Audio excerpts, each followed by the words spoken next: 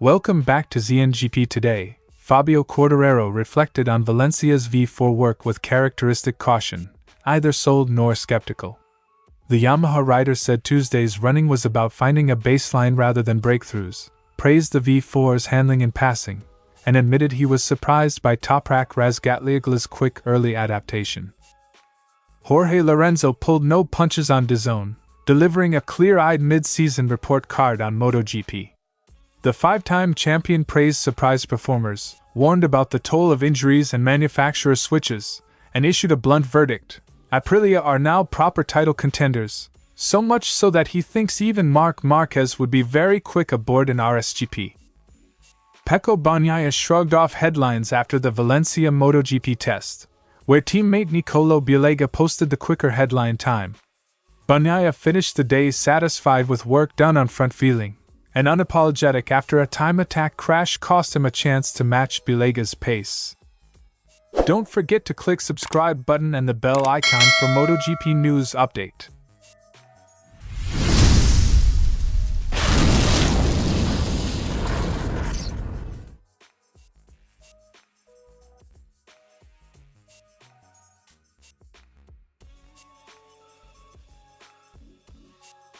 Quartararo made clear the day's objective was finding a usable setup, not declaring the V4 a success.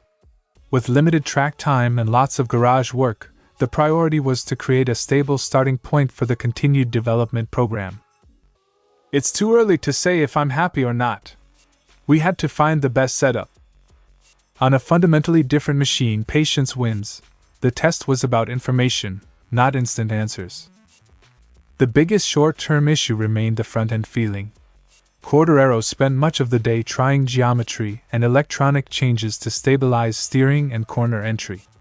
He labeled the front-end window our strong point. That's currently missing. He needs a consistent front-end before assessing the bike's real potential. When the front works reliably, lap times usually follow. That's the engineering logic behind the cautious approach. Quartararo wouldn't confirm a power gain from the V4. The team ran conservative maps while prioritizing usable delivery through the corners. Electronics behavior is different and requires time to tune to the new layout. We use the power we have. First, second and third are a little different from the 2025 bike. Real gains will come only after the chassis/electronics package is dialed in. The V4 feels different to ride. Quartararo said the envelope is completely different from the inline-4, but that he likes how the V4 handles. Limited comparative runs, 2 laps on the standard bike in the morning, mean half-tenths of improvement aren't yet meaningful. He likes the handling but needs more laps to form a verdict. Early impression, promising. Definitive judgment, still pending. Quartararo admitted surprise at Toprak Razgatlioglu's rapid tempo in his first outings on the V4. He didn't speak directly with Toprak during the day, but saw enough running to be impressed. I saw that he did many more laps, and I was surprised by how fast he was. I think he'll do better than I expected next year. A strong early showing from Toprak is useful data for Yamaha, and a reminder that rider adaptability can accelerate development. Valencia left Quartararo pragmatic. The V4 shows potential and the handling is likable, but the work is far from done. The test delivered valuable baseline work, plenty of setup questions and one clear message. Yamaha needs more track time to turn these first impressions into consistent performance. Lorenzo singled out 2 names who exceeded expectations, Alex Márquez and Marco Bezzecchi. Both have made big leaps this year, Alex with immediate preseason form and Bezzecchi by adapting superbly to the Aprilia. The 2 who have surprised me the most this year, Alex Márquez and Bezzecchi. When a former world champion highlights unexpected progress, rival teams should take note. Those surprises have reshaped the championship narrative. Lorenzo declared Aprilia on par with Ducati, and in some cases ahead, praising the RSGP's development and the way it suits its riders. That judgment elevates Aprilia from pretender to full contender in his view. I think Aprilia is on par with Ducati, or even ahead on many circuits right now.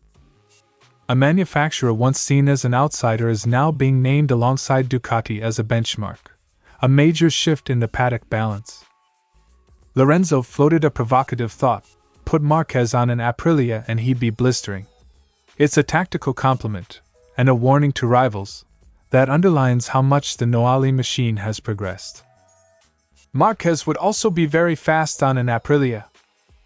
Swap the right rider and the right chassis and instant title talk follows. Lorenzo's comment frames Aprilia as a weapon any top rider could use. Lorenzo used Martin's injury history as a cautionary tale. Repeated fractures and missed mileage make adaptation hard. He advocated for calm, careful management to rebuild speed without risking new setbacks. Jorge Martin has had 30 fractures. He has to be very careful not to get injured again. Little by little, with patience, he'll build up his speed. In a sport that rewards risk, Lorenzo's plea for prudence is a reminder that long-term careers rely on controlled rehabilitation and measured mileage. Modern MotoGP bikes are more physical and conceptually different than ever. Lorenzo stressed that switching manufacturers amplifies the challenge. Immediate results are rare because everything, ergonomics, electronics, tire behavior, must align. These days, MotoGP is incredibly physical. Switching manufacturers and going fast right away is very difficult. Becoming a champion now is as much about athletic adaptation and technical patience as it is about raw talent. Lorenzo drew on his own experience, not liking the Honda, struggling when not at full fitness, to explain Martin's struggles. He concluded with trademark irony about enjoying the paddock. I've stayed here to sunbathe and watch a few bikes. It requires a very long adaptation process. I didn't like the Honda. The combination of personal memory and dry humor gave weight to his analysis. Adaptation takes time, and empathy for riders in transition matters. Lorenzo's verdict was blunt but constructive. The grid is shifting. Aprilia have earned respect, and rider management, especially for those with repeated injuries or big bike changes, is essential. His message to Martin and others was patient and practical. Rebuild carefully, train like an athlete, and the speed will follow. And, as always with Lorenzo, a little sunshine and perspective never hurt.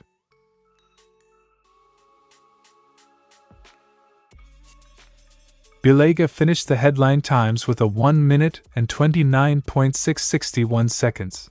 Bagnaia ended the test 2 places down in 10th with a 1 minute and 29.731 seconds. But the Italian insists the numbers don't tell the whole story because his late push ended in a crash. I don't care what people say.